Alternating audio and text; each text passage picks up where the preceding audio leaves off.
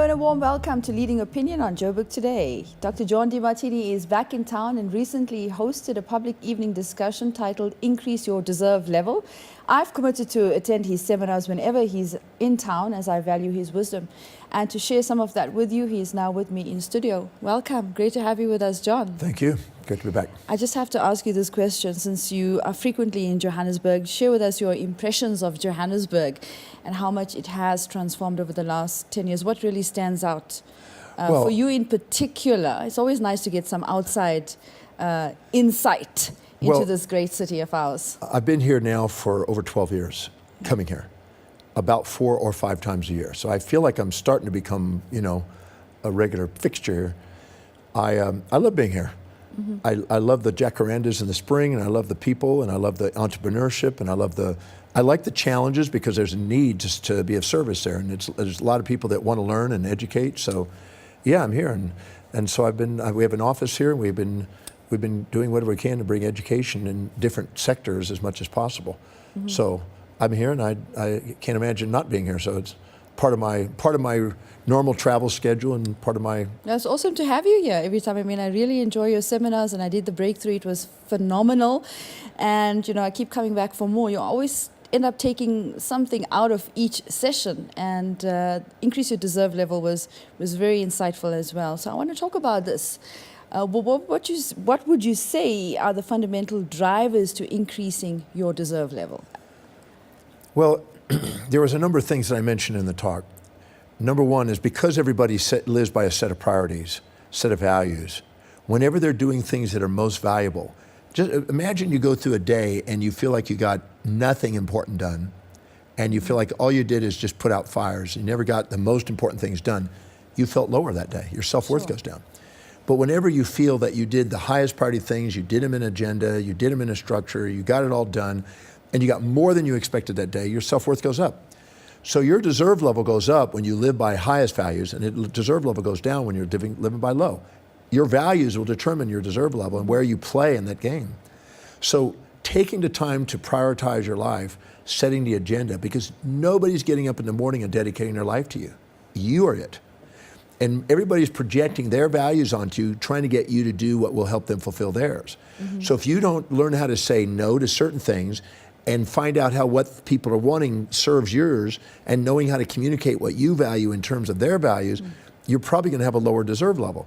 But if you can stay to top priorities and learn how to communicate what you want in terms of other people's values so they get what they want, you grow in self-worth, and you actually receive opportunities in business and finance and things like that because you're serving others and serving yourself. Sure. So prioritizing is important. But anywhere where you feel that you've made a mistake, you feel ashamed, you feel guilty about something, it's wise to make a list of whatever those are all the way through your life and inventory them, and then ask one at a time, how did it serve me and how did it serve other people?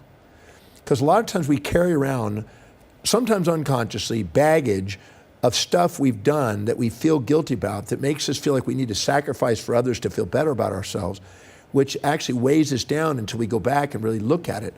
Because when we really look at it and go carefully and find out what we did, it did serve. We just didn't see how it served. And the second we do, ourselves and others, we grow again and we get back to appreciating ourselves.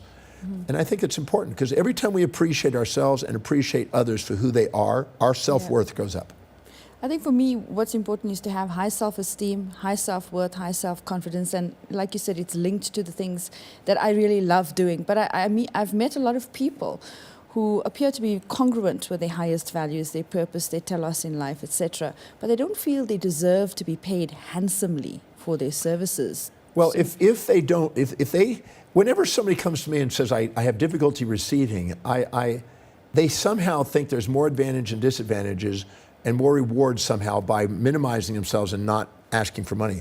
Possibly because of the programming from parenthood or adulthood or religion or something in society. But I always ask people, how specifically is asking a fair charge for the service, how is it specifically helping the client? Because if you rob them of accountability and responsibility for paying for the services you provide, and don't do that, you actually set them up into a fantasy to live, they thinking that everybody's supposed to owe them something. Yeah. And it robs them of initiative to go out and find a way of earning that to pay for it. So they feel better about themselves if they earn something and get what they want.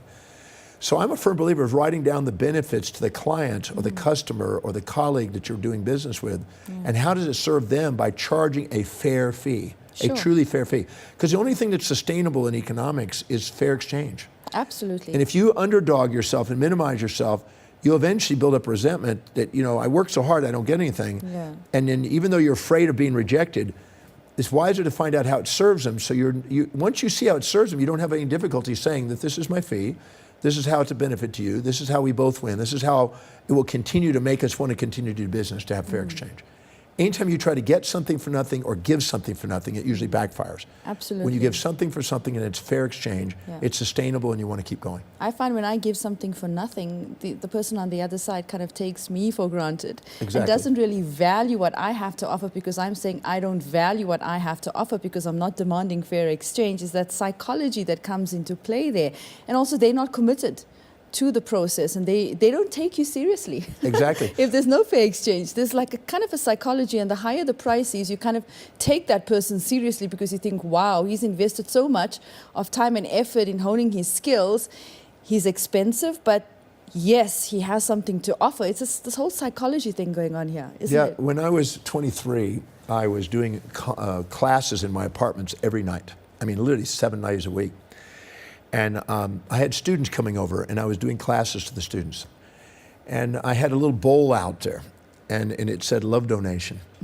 And I expected people to put some money in there, but hardly anybody did. They put $5 in there. So I do this talk for 3 hours, and there's $5. I go, this isn't going to pay my schooling. And I put out there minimum love donation $5, and I got 10. I put minimum love donation $10, and I think I got 20. Minimum donation, $20, and no matter what I did, I just didn't get much. And then I finally got mad, and I said, you know, I'm doing all this, and I deserve something for this. And my altruism turned into sort of a more balanced state. And I said, minimum fee, $20. I just said, this is my fee for the day, that night. And $360 got put in that little bowl. Yeah. 18 people put literally $20 in there. And I sat there and I went and I cried that night out of tears of gratitude, because I realized something: until I valued me, don't expect the world to. And I valued myself that night. And ever since I've raised my value since then, my deserve level and the people around me paid more, and I've been very wealthy in my life because of that. So I realized that until you value you, don't expect the world to. Until you invest in you, don't expect the world to. Until you pay yourself first, don't expect other people to pay you first. Because the world on the outside is going to reflect you on the inside. So write down how you're serving people by what you're doing and how it will benefit them by paying to have a fair exchange, not an extreme fee, but a fair exchange. And you'll have a sustainable thing, and you'll be inspired to want to serve, and they're going to be one inspired to get that service. I always say that if you serve, you deserve. Absolutely. And fair exchange is the key to sustainable game. Absolutely fantastic talking to you about this. Thank you so much for your time. Thank you.